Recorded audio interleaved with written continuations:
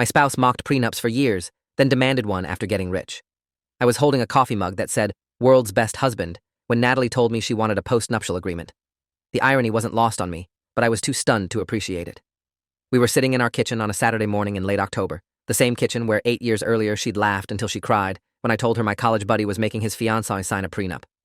"That's not love," she'd said, wiping tears from her eyes. "That's a business transaction.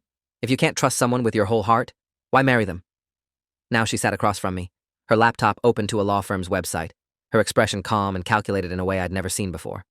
Her company had just gone public 3 weeks ago. The IPO made her stock options worth approximately $18 million. Suddenly, the woman who'd built her entire identity around being a romantic, around trusting love above all else, wanted legal protection from her husband of 11 years. "You're joking," I said, setting down the mug carefully because my hands had started shaking. Natalie shook her head, her highlighted hair catching the morning sunlight streaming through the window. She was wearing yoga pants and one of my old college sweatshirts, the picture of casual Saturday domesticity, which made her words even more jarring. "I've been talking to financial advisors, and they all say the same thing. With this kind of wealth, I need to protect myself." Protect herself. From me. The man who'd worked 2 jobs to support us through her MBA program, who'd moved across the country twice for her career opportunities, who'd put my own ambitions on hold because we'd agreed, together, that her trajectory had more potential. I felt something cold settle in my chest, something that felt like the first crack in a frozen lake. "Protect yourself from what exactly?" I asked. She didn't meet my eyes. "It's just smart business, David. You of all people should understand that. You work in finance." I did work in finance, but as a middle-level analyst at a regional investment firm, not exactly pulling down the kind of money that would make me a gold digger. Our joint accounts held my salary, our modest savings, and now, technically, her $18 million worth of stock that wouldn't fully vest for another 3 years. The house we lived in, a 4-bedroom colonial in the suburbs, was in both our names. We'd bought it together 6 years ago with money I'd inherited from my grandfather. $15,000 for the down payment had come from my family, while Natalie had contributed her career potential and promises about our future. Now she wanted to retroactively protect assets that didn't exist when we'd made our vows. "You understand that this is completely different from what you always said you believed," I said slowly, trying to keep my voice level. "You used to say prenups were about distrust, about planning for failure." She finally looked at me then, and I saw something in her eyes I couldn't quite identify. Calculation, maybe. Or guilt attempting to masquerade as pragmatism. People change, David. Situations change. When I said those things, neither of us had anything to protect. The coffee in my stomach turned acidic. "We still don't. It's community property. The company went public while we were married. Unless there's something you're not telling me?" She stood up abruptly, closing her laptop. "I have a conference call in 20 minutes. Can we discuss this later when you're being less emotional?" Emotional. The word landed like a slap. I'd learned over the years that Natalie deployed emotional as a weapon whenever she wanted to end a conversation where she was losing ground.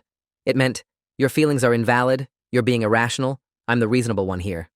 I'd watched her use it in arguments with her mother, her sister, even our closest friends. Now she was using it on me, about our marriage, about her sudden desire to legally separate our lives while still sharing a bed.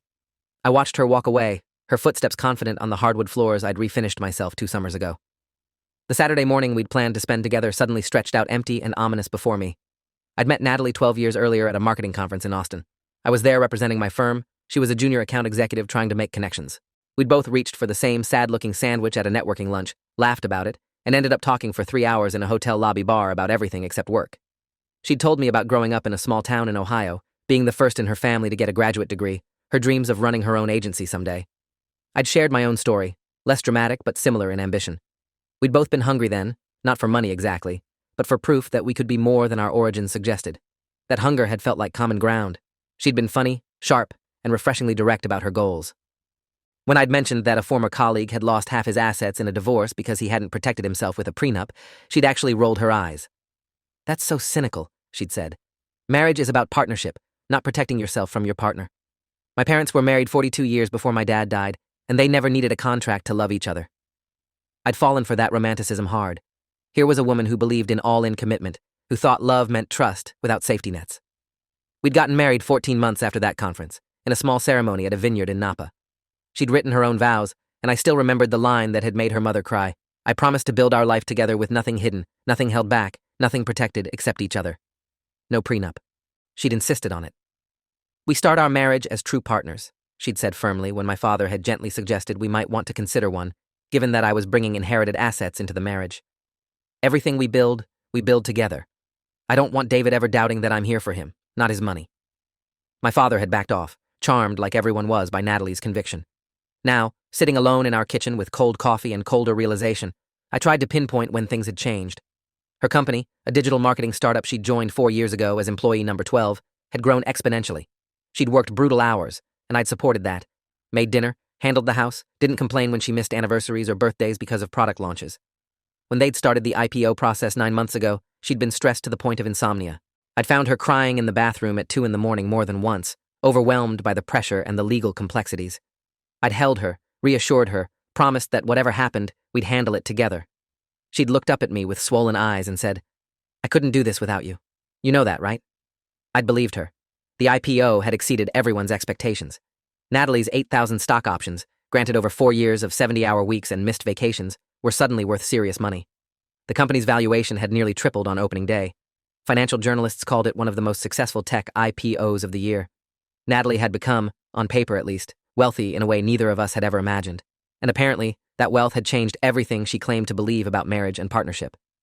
I pulled out my phone and scrolled back through our text messages, looking for signs I'd missed. 3 weeks ago, the day after the IPO.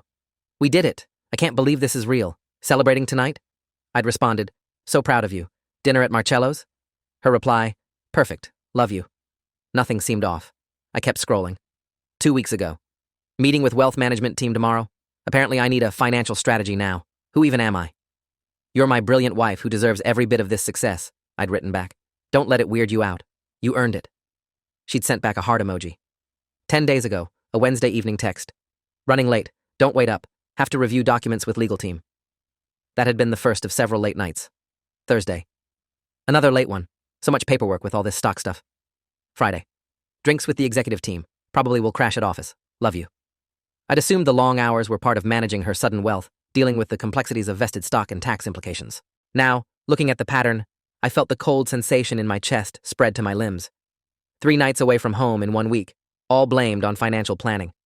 Then this past Monday, she'd come home smelling faintly of cologne that wasn't mine. I'd noticed, but dismissed it. Men wore cologne. She worked with men. It didn't mean anything. Did it? I opened my laptop and did something I'd never done before. I checked our credit card statements. Nothing unusual jumped out immediately, just the normal streaming services, grocery purchases, gas. Then I noticed a charge I didn't recognize. The Westbrook Hotel, downtown. $350, charged last Friday night, the night she'd said she was sleeping at the office. My mouth went dry. There could be explanations. Maybe the company was putting people up during late work sessions. Maybe there was a legitimate reason. But she would have mentioned it, wouldn't she? I clicked through to our joint checking account, the one we'd shared since our first anniversary. Recent deposits showed my paycheck every 2 weeks, automatic and predictable. Her salary had also been deposited regularly until last month. Then the deposits from her company had stopped. Not reduced, stopped completely. Her latest paycheck should have hit 5 days ago. It hadn't. I called her office, my heart hammering. The receptionist, a cheerful woman named Amy who I'd met at company events, answered on the second ring. "Hi, Amy. It's David Thornton, Natalie's husband. Quick question. Has there been any change to payroll recently?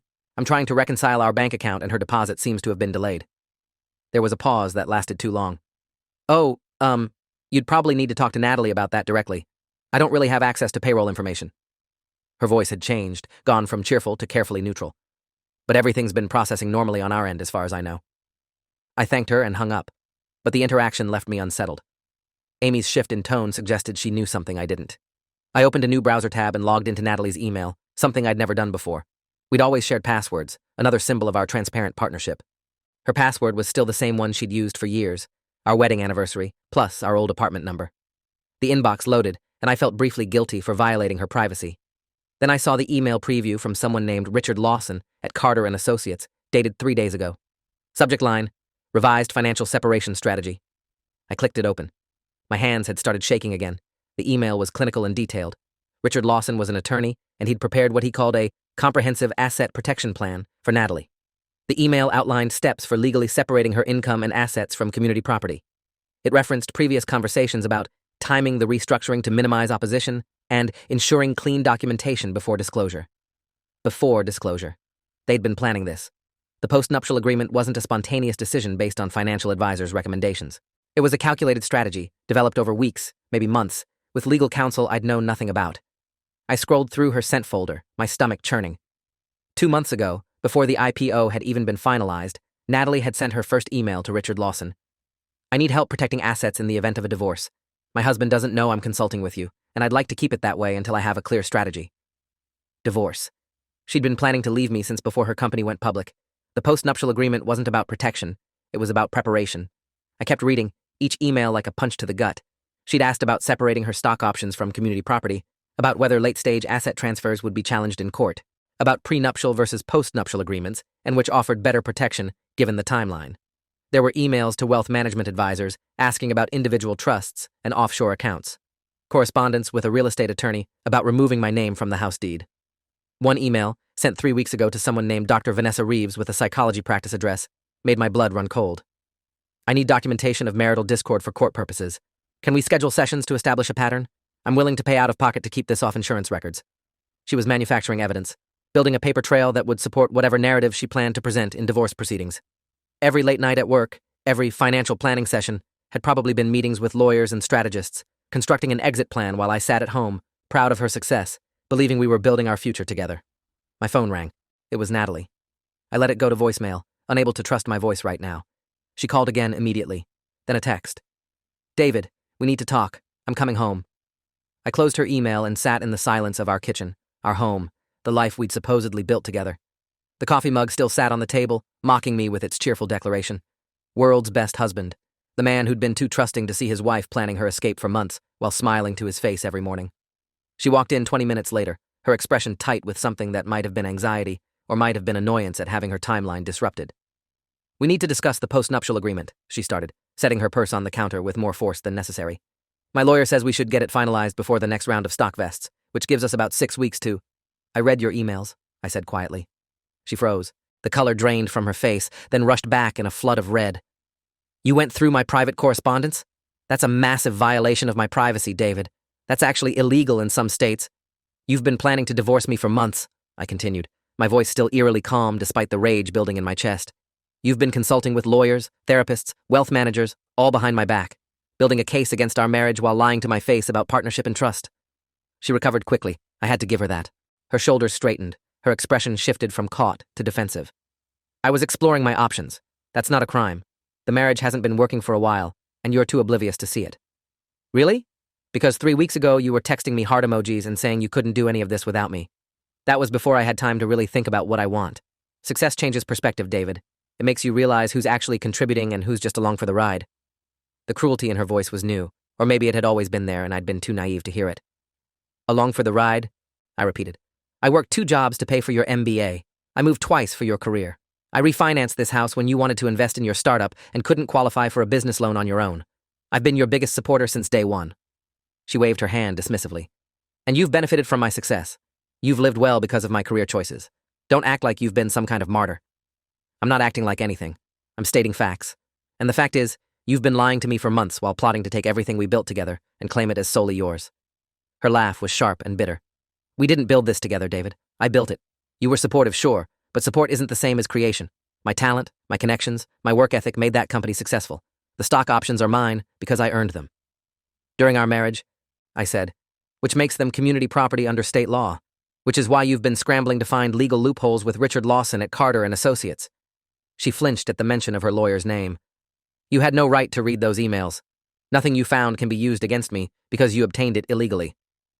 I'm not trying to use anything against you in court, Natalie. I'm trying to understand how the woman who built her entire identity around romantic partnership and unlimited trust turned into someone who'd manufacture psychological evidence and hide assets from her husband. Dr. Reeves is a legitimate therapist, who you're paying cash to create documentation of marital problems that don't exist. That's fraud, Natalie. That's actively lying to a mental health professional to build a false narrative. She grabbed her purse again, her face flushed with anger. I don't have to stand here and be attacked in my own home. Our home, I corrected.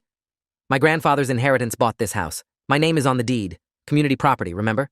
Or does your selective memory about partnership only apply to things I contributed? She left without another word, her car peeling out of the driveway with enough force that I heard gravel scatter across the lawn. I stood at the window and watched her go, my reflection in the glass showing a man I barely recognized. Older, somehow. Tired. Betrayed. I called my brother Lawrence, who'd been a family law attorney for 15 years. He answered on the third ring, Saturday afternoon contentment clear in his voice. Hey, little brother. What's up? Natalie wants a post-nuptial agreement, I said without preamble. And I just discovered she's been planning to divorce me for months while building a fraudulent paper trail about our marriage. The contentment vanished from his voice, replaced by sharp, professional focus. Start from the beginning. Tell me everything. I told him about the morning's conversation, the emails, the hotel charge, the missing paychecks, the fake therapy sessions. Lawrence listened without interrupting, and I could hear him typing notes in the background. When I finished, he was quiet for a long moment. David, this is worse than you think. If she's been redirecting her income and hiding assets while planning a divorce, that's not just unethical. It could be criminal fraud depending on how deep it goes. What do I do? I asked. My voice cracked slightly on the question, the first break in the calm facade I'd maintained since reading those emails. First, you do nothing. Don't confront her again, don't send angry texts, don't access her email anymore. Every action you take now could be used against you in court. Second, you document everything. Screenshot those emails before she changes her password. Print them. Save them to a separate cloud account she can't access. Third, you hire a forensic accountant immediately. If she's been hiding money, we need to find it before she moves it somewhere untouchable. I can't afford a forensic accountant, I said. The best ones charge $300 an hour, and this could take weeks. I know someone who owes me a favor. Grant Kimball used to work for the FBI tracking financial crimes before he went private. Let me make a call. And David? Get your own lawyer. Not me, someone who specializes in high-asset divorces. This isn't going to be a simple dissolution. He paused. I'm sorry, man. I really am. I always liked Natalie. I did too, I said quietly. Turns out I didn't actually know her at all. I spent the rest of Saturday systematically documenting everything. Screenshots of emails, credit card statements, bank records. I found a flash drive in my desk and created an encrypted backup of all the evidence, then mailed it to Lawrence's office address. If Natalie somehow destroyed my local copies, we'd still have proof. The hotel charge led me down another rabbit hole. I called the Westbrook and asked to speak to the manager, claiming I needed a receipt for a business expense. The manager, a professional woman named Diana Fletcher, explained they couldn't release another guest's information without permission. I'm her husband, I said. The card used was our joint account. I just need to know if the room was under her name or the company's. There was a pause. Sir, I really can't disclose guest information without written authorization from the account holder. Was she alone? The question came out before I could stop it, desperate and pathetic. Diana Fletcher's voice softened. I'm very sorry, sir. I truly am. But I can't answer that. Her sympathy told me everything I needed to know. Natalie hadn't been alone at that hotel. My wife, who'd promised me transparency and partnership, who'd mocked people who protected themselves in marriage, had been planning her exit while potentially cheating on me with someone new. Sunday morning, Lawrence called with news. Grant Kimball will meet you on Monday at 10 a.m. His office is downtown. I'll text you the address. He's agreed to start the investigation at a reduced rate. But David, you need to understand what you're opening up here. Once we start pulling this thread, there's no going back. If Natalie is hiding significant assets or has committed fraud, this could turn into a criminal matter, not just a divorce. Good, I said. I surprised myself with how much I meant it. She doesn't get to plan this for months, lie to me, manipulate the system, and then walk away with everything. I supported her for years because I loved her and believed in partnership. If she's going to make this a war, then we fight. That's what I needed to hear, Lawrence said. Because Grant already ran a preliminary check on her accounts, just public record stuff. David, in the last 6 weeks, Natalie has opened 4 separate accounts at different banks. None of them list you as a joint holder. She's moved approximately $600,000 out of accounts you can see into accounts you can't. The number hit me like a physical blow. $600,000. Money that should have been ours, hidden away in preparation for a divorce I hadn't even known was coming. How is that legal? It might not be, Lawrence said grimly. That's what Grant needs to determine. If she moved marital assets without disclosure while planning a divorce, that's financial fraud. If she's been lying about income or hiding assets, that's grounds for criminal charges in addition to civil penalties. The court does not look kindly on people who try to cheat the system. I thought about Natalie's confidence yesterday, her dismissive attitude about my contributions, her casual cruelty about me being along for the ride. She'd been so certain she could outmaneuver me, so sure I'd never fight back or even notice what she was doing. The woman who'd promised me transparency had built a fortress of secrets, brick by brick, while I slept beside her every night, trusting her completely. There's something else, Lawrence continued. Grant found evidence that Natalie's been consulting with a divorce attorney in California. Not Richard Lawson here, someone in Los Angeles named Patricia Vance, who specializes in offshore asset protection for high-net-worth divorces. Why California? I asked. We've never even lived there. Community property state with different rules than ours. If she can establish residency there, she might think she can get a more favorable split. Grant's theory is she's been planning to relocate, maybe claim the move is for work, establish California residency, then file for divorce there where she's already set up the financial structure. The scope of the deception was staggering. This wasn't a woman who'd recently had doubts about our marriage. This was a calculated, long-term strategy that had probably begun the moment she realized her stock options would be worth serious money. She'd looked at our partnership and decided I was a liability to be managed, not a person she'd made vows to. Monday morning, I called in sick to work. I couldn't focus on market analysis when my entire life was collapsing. Grant Kimball's office was in a nondescript building downtown, the kind of place that didn't advertise its services. His receptionist, an older woman with kind eyes, offered me coffee while I waited. Grant himself was nothing like I'd expected. Mid-50s, casual blazer over jeans, reading glasses perched on his head. He looked more like a college professor than a former FBI agent. We shook hands, and he gestured me into his office, where multiple monitors displayed what looked like financial charts and database interfaces. "Lawrence sent me everything you documented," Grant said, sitting behind his desk. "I've been through it all. Your wife is sophisticated about this, I'll give her that. She's used shell companies, delayed stock vesting, and strategic timing to hide a significant portion of her assets." "How significant?" I asked.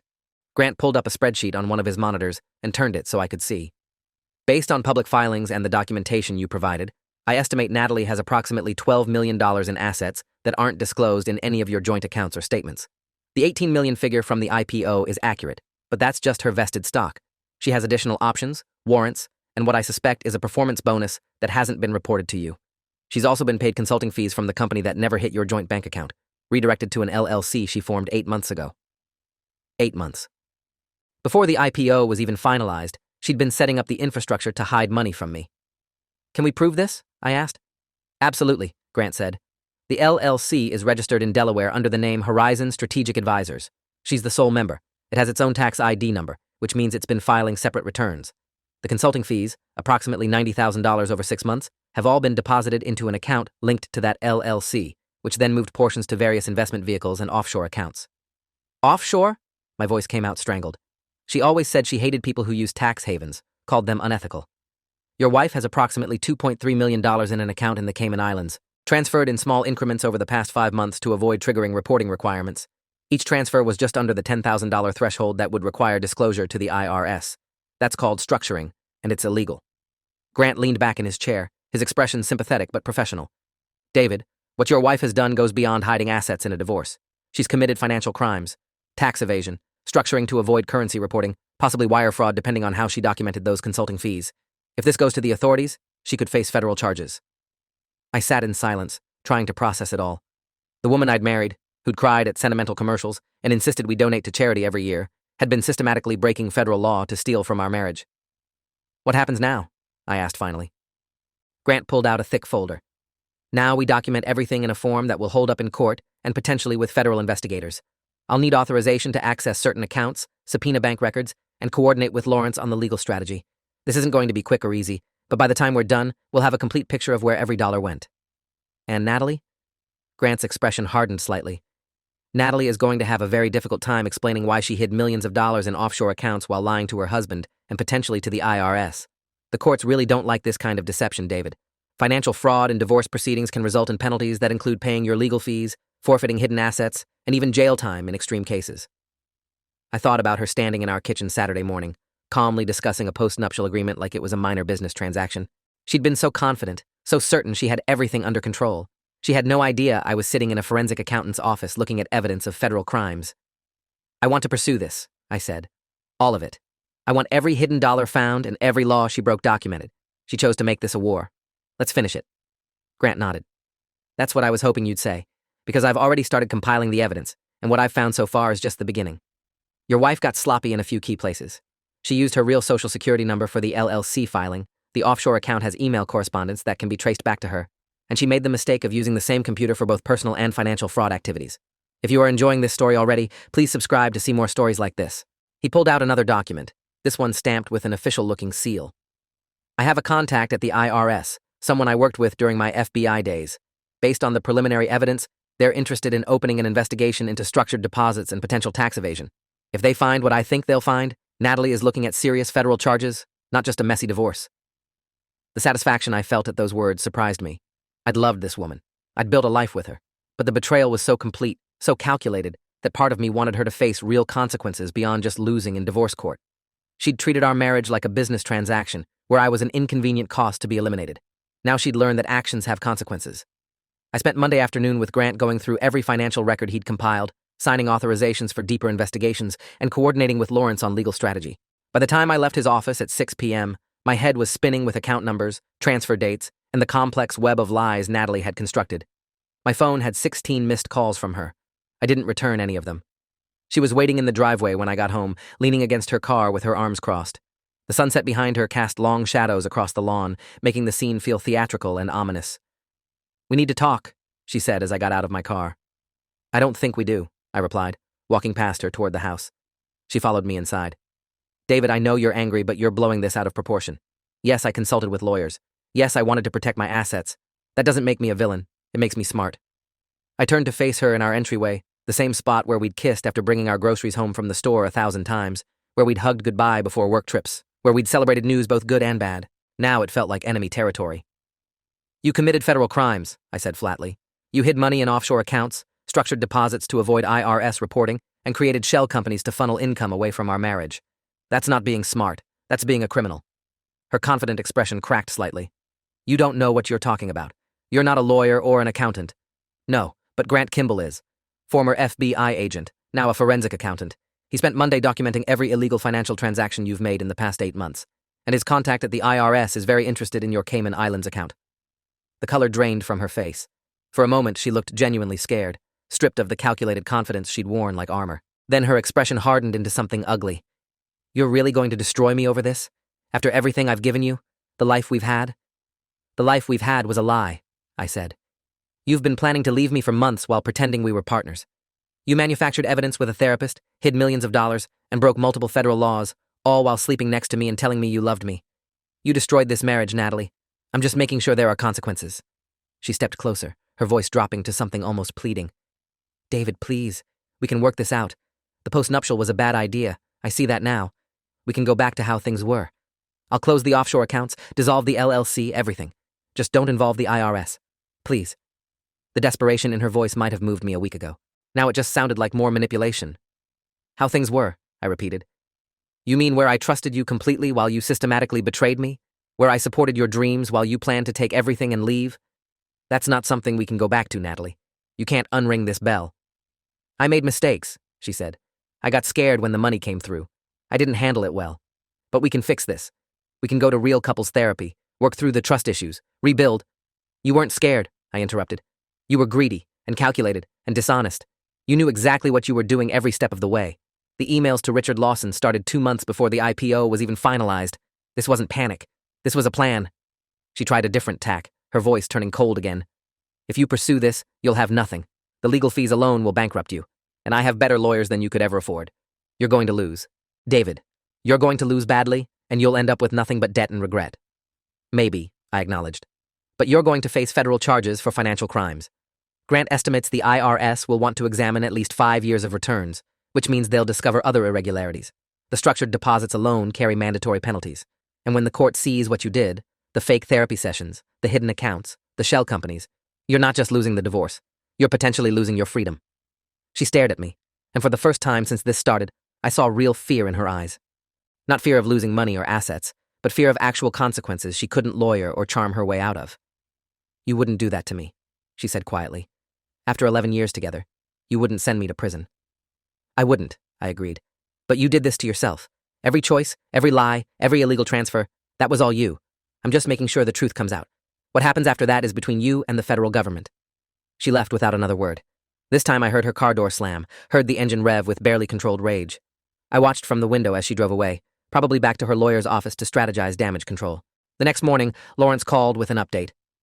"The IRS has officially opened an investigation into Natalie's accounts. They're moving faster than I expected, which suggests they found something significant in the preliminary review.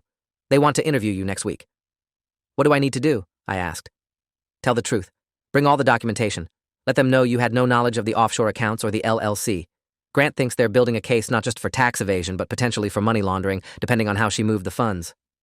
"Money laundering?" I felt sick. "That's serious federal time, Lawrence."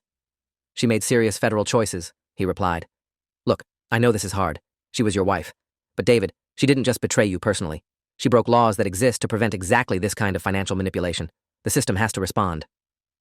Over the next 2 weeks, the scope of Natalie's deception continued to expand. Grant uncovered a second offshore account in Singapore with another $1 million. He found evidence of stock options she'd claimed were worthless in company communications, but which she'd quietly sold for $300,000. He discovered she'd been paying cash for a luxury apartment in Los Angeles, establishing residency just as he'd suspected. Perhaps most damning, he found emails between Natalie and the hotel's concierge from the Westbrook, discussing arrangements for multiple stays with someone referred to only as my guest. The dates corresponded with nights she'd claimed to be working late or sleeping at the office. There was someone else. Throughout all of this, the planning, the legal strategizing, the financial fraud, she'd been having an affair. I met with IRS investigator Rebecca Holland on a cold November morning. She was younger than I'd expected, maybe early 40s, with the kind of focused intensity that came from years of tracking down financial criminals. Her partner, an older agent named Kenneth Price, sat quietly taking notes while Rebecca asked questions. "When did you first notice irregularities in your wife's financial behavior?" she asked. I walked them through everything: the missing paychecks, the hotel charges, discovering the emails, finding the LLC. Rebecca made careful notes, occasionally asking for clarification on dates or amounts. When I mentioned the Cayman Islands account, Kenneth looked up with something like satisfaction. "The structured deposits," he said. "That's textbook evasion. She knew exactly what she was doing with those transfer amounts." "She works in marketing," I said, "not finance. How would she even know about structured deposits?" Rebecca's smile was thin. Someone taught her, or she researched it. Either way, ignorance isn't a defense when the pattern is this clear. We've seen the transaction records. 43 separate deposits, each between $9,500 and $9,900, all made within a 6-month period. That's not accidental. That's intentional circumvention of reporting requirements. "What happens now?" I asked. Rebecca closed her folder. "We continue the investigation. We'll need to interview your wife, examine her devices, subpoena her email and financial records. Based on what we've seen so far, I expect we'll be recommending charges to the federal prosecutor. Tax evasion, structuring, possibly wire fraud, and money laundering depending on what else we find." Kenneth leaned forward. "Mr. Thornton, I want to be straight with you. Your wife is looking at significant federal charges. The sentencing guidelines for this level of financial crime start at 18 months and can go up to 5 years, especially with the aggravating factors of hiding assets during a divorce proceeding. That shows consciousness of guilt and deliberate deception." 5 years. Natalie could go to prison for 5 years. Part of me felt vindicated. She'd committed crimes and deserved consequences. But another part, the part that had loved her, felt a strange grief for the person I'd thought she was. That woman had never existed. She'd been a performance, a carefully crafted illusion designed to keep me compliant and unsuspecting while she built her escape plan. The divorce proceedings formally began in mid-November. Natalie's lawyer, Richard Lawson, filed for dissolution of marriage citing irreconcilable differences. My lawyer, a sharp woman named Jennifer Reese, who specialized in high-asset divorces, filed a counter-petition citing fraud, financial misconduct, and adultery. The gloves were off. Jennifer had warned me this would get ugly. "When someone's caught hiding assets and facing federal charges, they get desperate," she'd said. "Expect her legal team to try to discredit you, paint you as controlling or vindictive, anything to shift the narrative away from her criminal behavior." She was right. Within a week, Natalie's lawyers filed a motion claiming I had stolen her personal emails illegally, violated her privacy, and engaged in harassment and intimidation. They painted me as a bitter, controlling husband who couldn't handle his wife's success. Jennifer demolished the motion in our response, pointing out that I'd used shared passwords to access shared email accounts on a shared computer in our shared home.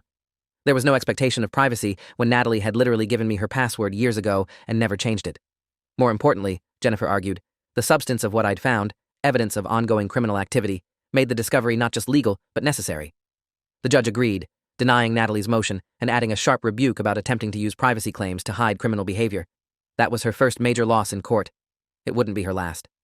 Discovery in the divorce proceedings was brutal. Jennifer subpoenaed years of financial records, emails, phone logs, credit card statements. Everything Natalie had tried to hide came tumbling out into the light of legal examination. The affair was confirmed through hotel records and text messages recovered from her phone. The man's name was Justin Novak, a venture capitalist who'd been on the board of her company.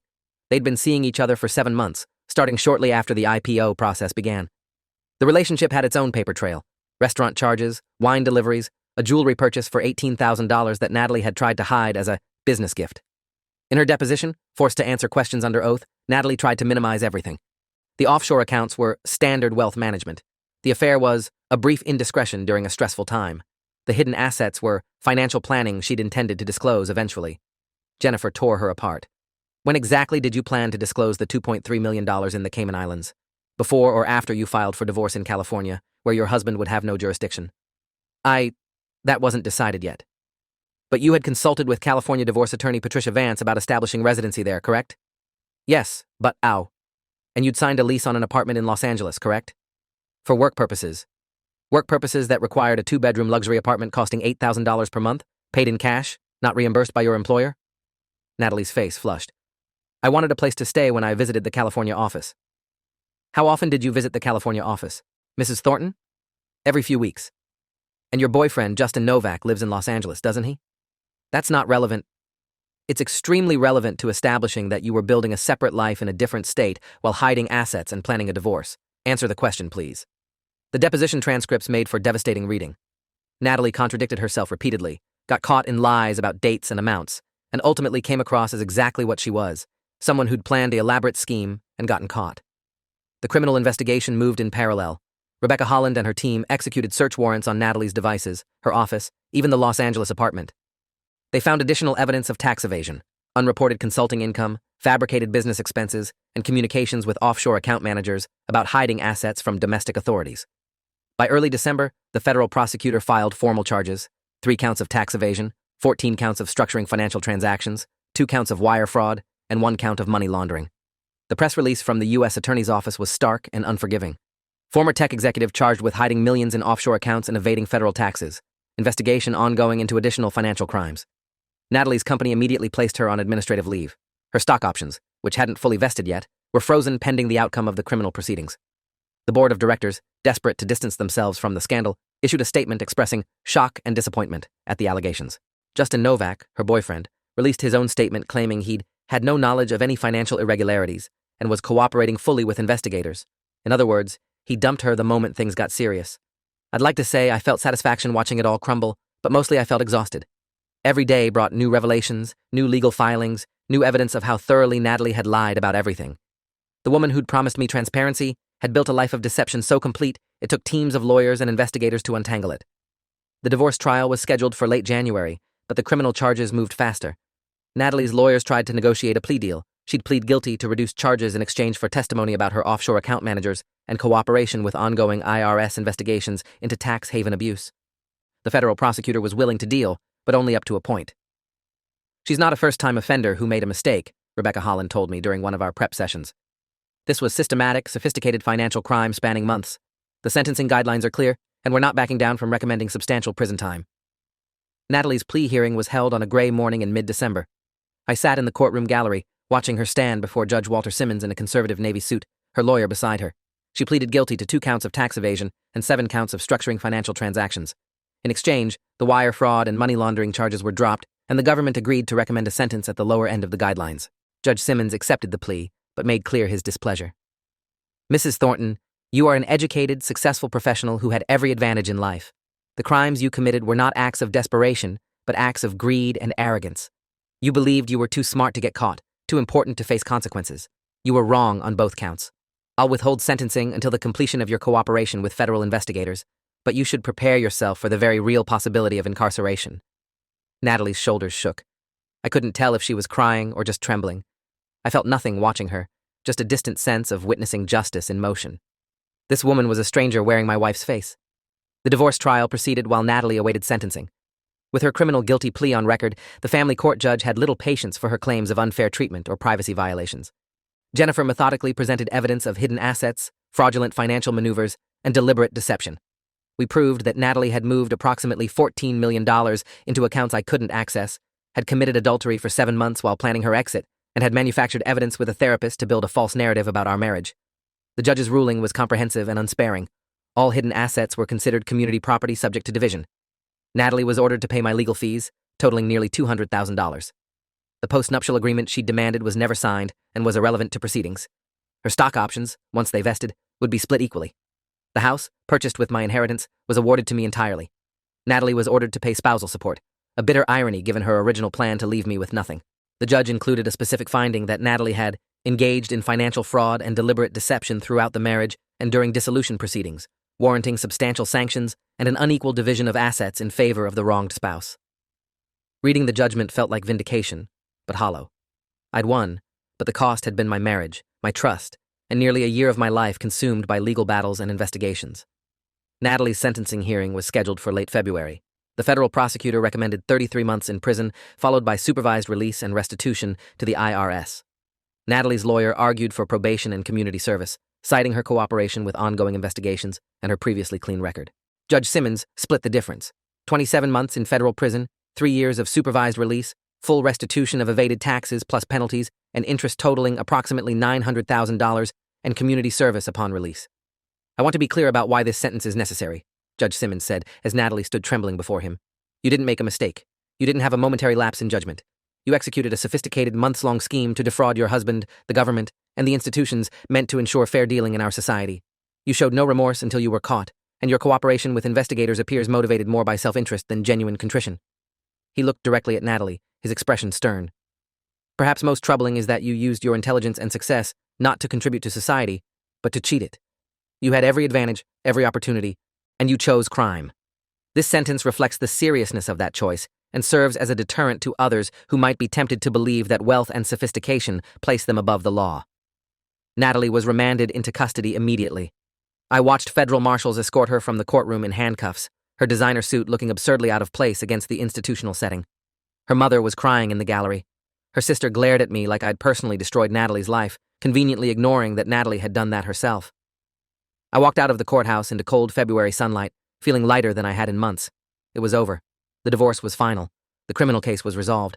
Natalie would spend the next 2.25 years in federal prison, and when she got out, she'd be a convicted felon with a destroyed reputation and a fraction of the wealth she'd tried to steal. 3 months after her sentencing, I received a letter from her. It had been forwarded through my lawyer. Apparently, Natalie wasn't allowed to contact me directly due to the terms of her plea agreement, but she could write to my attorney who could choose to share it or not. Jennifer sent it with a note. You don't have to read this if you don't want to, but I thought you should decide for yourself. The letter was handwritten on prison stationery, Natalie's usually confident script reduced to something smaller and more uncertain. David, it began. I know I have no right to contact you or expect any response. I know what I did was unforgivable. But I need to say this, even if only for myself. I was terrified when the money came. Not of losing it, but of being the same person I'd always been, while suddenly having this enormous thing that changed everything. I felt like I became valuable for the first time in my life, like I finally mattered, and the idea of sharing that value scared me more than I can explain. I know that sounds stupid now. I know it was selfish and cruel and wrong. You loved me for 12 years before that money existed, supported me through every failure and struggle, believed in me when I didn't believe in myself. You were the partner I claimed to value, and I threw it all away because I was too scared and stupid to see what actually mattered. The affair, the hidden money, the lies, they all came from the same place. I convinced myself I was being smart and strategic, but really I was just destroying the best thing in my life because I couldn't handle success without self-destructing. You deserved better. You deserved the woman I pretended to be when we met. I'm sorry I could never actually be her. I hope you find someone who can be the partner I promised to be, but never was. Someone who sees your worth and doesn't run from it. You deserve that. I know this letter doesn't change anything. I know I destroyed what we had beyond any hope of repair. But I wanted you to know that sitting here, with nothing but time to think about what I did, I finally understand what I lost. It wasn't the money or the house or the life we'd built. It was you. And I'm sorrier for that than I'll ever be able to adequately express. Natalie. I read the letter 3 times, trying to find some emotional response. Anger, maybe, or sadness, or even the faint echo of the love I'd once felt for her. But I felt nothing. Just a distant recognition that she'd finally told the truth, but far too late for it to matter. I threw the letter away. I'd spent months uncovering her lies, fighting for justice, proving what she'd done. I didn't need her belated apology or her prison cell epiphanies. She'd made her choices. She'd face her consequences. I'd move forward. 6 months later, I got a call from Grant Kimball.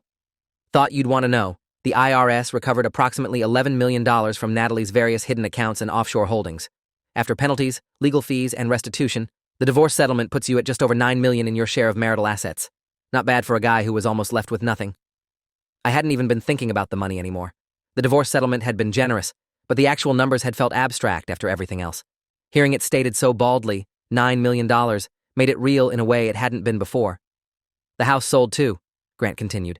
Remember that buyer who came through in April? They closed yesterday. That's another $700,000 in your account after fees and the mortgage payoff. The house. I'd moved out 3 months ago, unable to live in the space where Natalie had planned my destruction. Every room held memories that had been poisoned by the truth of what she was doing while creating them. Better to sell it and start fresh somewhere new. Thank you, Grant, I said, for everything. You could have just done the bare minimum, but you didn't. You found every hidden dollar and every lie. I won't forget that. You deserved better than what she did to you, Grant replied. I'm just glad we could prove it. Not everyone gets justice in these situations. You did. After we hung up, I sat in my new apartment, modest, comfortable, nothing like the house Natalie and I had shared, and thought about the past year. I'd lost a marriage, but I'd gained clarity. I'd lost trust in someone I loved, but I'd learned to trust myself. I'd been betrayed so completely that it should have broken me, but instead, I'd fought back and won. The money would make life easier, certainly. But that wasn't the victory. The victory was knowing that when someone I loved tried to destroy me, I'd been strong enough to survive it and make sure there were consequences.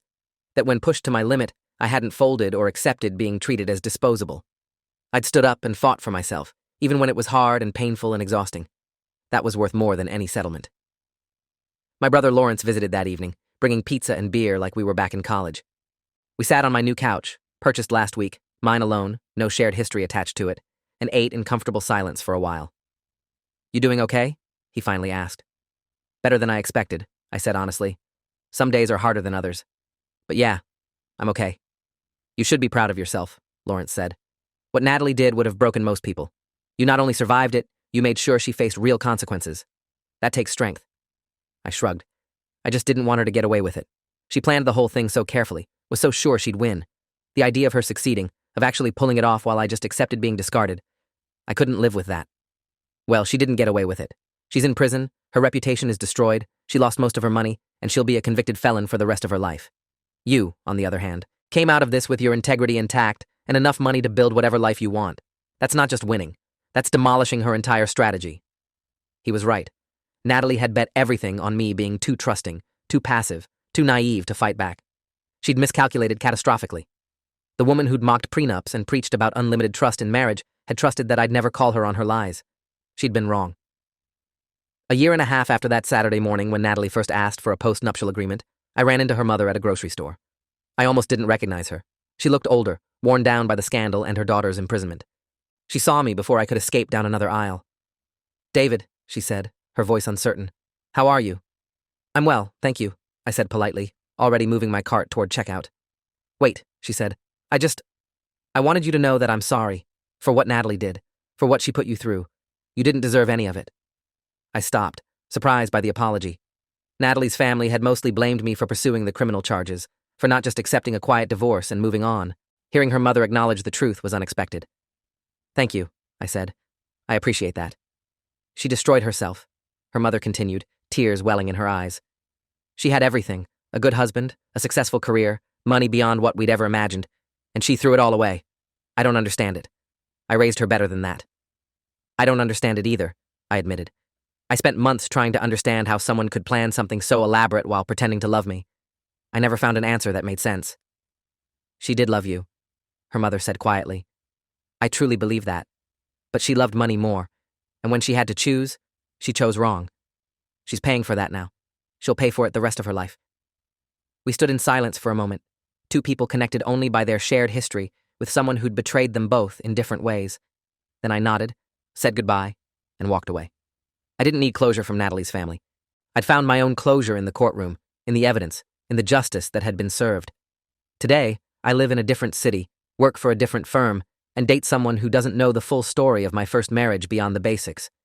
She knows I was divorced, that there was financial fraud involved, that it ended badly. She doesn't need to know every detail of how Natalie tried to destroy me, or how completely she failed. That chapter of my life is closed. The woman who mocked prenups for years, who built her identity around romantic trust and partnership, who promised me transparency and gave me betrayal. She's serving time in a federal prison, her reputation in ruins, her wealth depleted, her freedom gone. She learned too late that trust is earned through actions, not words. That vows mean something beyond convenience. That consequences are real, even for people who think they're too smart to face them. I learned something different. That loving someone doesn't mean accepting their abuse. That fighting for yourself, even when it's hard and painful and feels wrong, is sometimes the most important thing you can do. That justice, while it can't undo betrayal, can at least ensure betrayal doesn't go unpunished. The coffee mug that said, "World's Best Husband," ended up in a donation box somewhere. I don't need proclamations about being the best anymore. I just need to be enough for myself. Everything else is extra. Thanks for watching till the end. Make sure to subscribe and like to not miss the next story.